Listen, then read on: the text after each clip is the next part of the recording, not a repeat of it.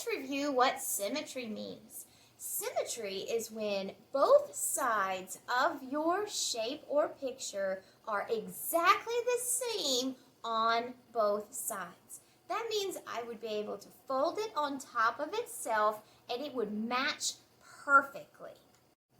Now let's take a rectangle. Now instead of me trying to draw it and get it perfect, I'm going to use a piece of printer paper. And I'm going to show you where the lines of symmetry are. So if I were to take this piece of paper and I fold it this direction, do my lines match up here? No. So that's not a line of symmetry. So to do this, I'm going to show you, you want to make your corners meet like that.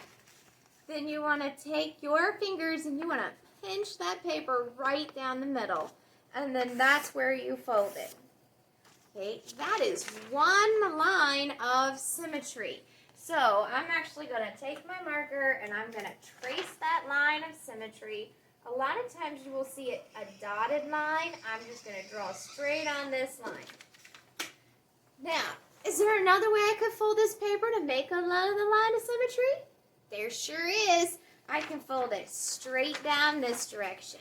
So you make your corners meet, pinch it in the middle, hold on to it right there, then you flatten it. So when I open it up, there's my other line of symmetry. I'm going to go ahead and trace on that line as well.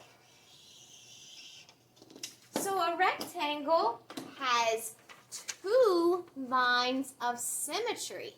Now I'm going to show you how to do one with a square. I'm going to use another piece of printer paper, but this we already said was a rectangle. So watch how to turn it into a square. You're going to take this corner and you're going to fold it so that I'm making a perfect point right there. And remember we talked about pinching it and then folding it. Now I'm going to take my scissors and I'm going to cut this bottom flap off. I don't need that strip of paper. That's my rectangle. Okay, when I open this up, I have a square. Now I already see a line of symmetry here. Is that a line of symmetry? If I fold it, does it fit perfectly on top of the other one? It sure does. That is a line of symmetry. Guess what? I can do that to the other side as well.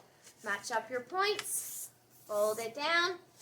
Now I have two lines of symmetry. Are there more?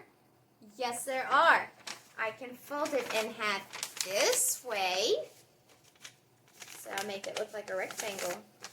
And when I fold it this direction, there's my third line of symmetry. I can do another one this way. Fold it this way to make the other rectangle. Now look at that. I have 4 lines of symmetry. So let's trace them so that you can see it. I could go straight through the middle here. That's 1. Straight through the middle here. That's 2. I can go my diagonals. That would be 3. And the other diagonal gives me 4 lines of symmetry. So I have 4 lines of symmetry on this square. So my rectangle, remember my rectangle, I can go this way. That gives me 1. Or I could fold it this way. And that gives me 2 lines of symmetry on a rectangle. You have 4 lines of symmetry on a square. Now, let's make a symmetrical shape. I have a pink piece of construction paper here. I'm going to make a heart. So I'm going to fold my rectangle in half, get my first line of symmetry. Now, I'm going to cut on the fold, not the flappy parts. I'm going to cut on the fold.